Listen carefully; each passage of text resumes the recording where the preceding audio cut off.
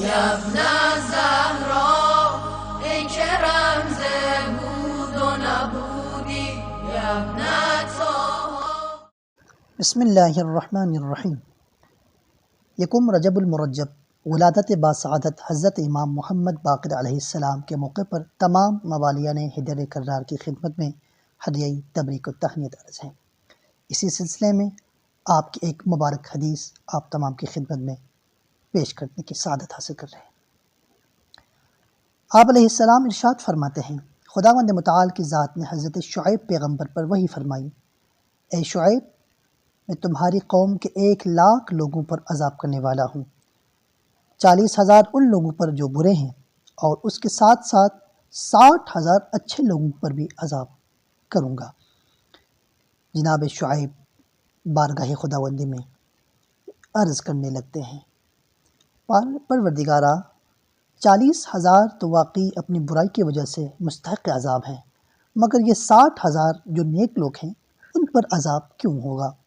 خداوند متعال کی ذات کی طرف سے حضرت شعیب پیغمبر پر وحی نازل ہوتی ہے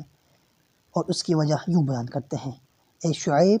ان اچھے لوگوں پر عذاب اس لیے ہوگا کیونکہ یہ برے لوگوں کے بارے میں سستی اختیار کرتے تھے، سستی برتتے تھے،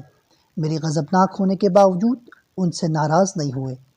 بلکہ ان سے میل جول محبت رکھتے تھے اور انہیں منکر نہیں کرتے تھے۔ سامعین کرام، اب اس سے ہمیں یہ نتیجہ مل رہا ہے، اگر معاشرے میں کہیں کوئی غلط کام ہو رہا ہو، کوئی منکر کام انجام پا رہا ہو، معاشرے میں کوئی غلط کام ہو رہا ہو اور خلاف شرعی کوئی کام عمل میں لایا جا رہا ہو، تو بحیثیت مسلمان ہماری یہ ذمہ داری بنتی ہے کہ ہم سب سے پہلے اگر اس غلط کام کو اگر روک سکتے ہیں تو اپنے عمل کے ذریعے اس کو روکیں۔ اگر عمل کے ذریعے سے آپ نہیں روک سکتے تو زبان کے ذریعے سے اس منکر کو روکنے کی کوشش کریں، اور اگر زبان سے بھی اس کو نہیں روک سکتے تو کم از کم دل میں اس ظالم،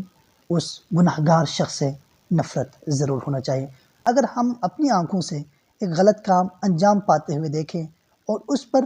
روکنے ٹوکنے پر قادر بھی ہونے کے باوجود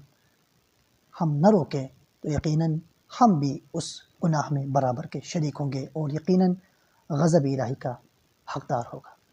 خداوند متعال کی بارگاہ میں دعا دعا ہے کہ وہ ہمیں تعلیمات اسلامی سیکھنے، سمجھنے اور عمل کرنے کے ساتھ امر بالمعروف کرنے اور نہی عن المنکر کرنے کی توفیق عنایت فرمائے۔